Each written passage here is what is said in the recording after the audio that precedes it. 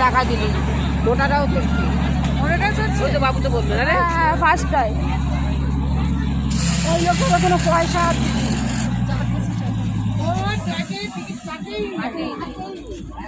আপনি আমাদের সাথে যে উঠতে পারেনি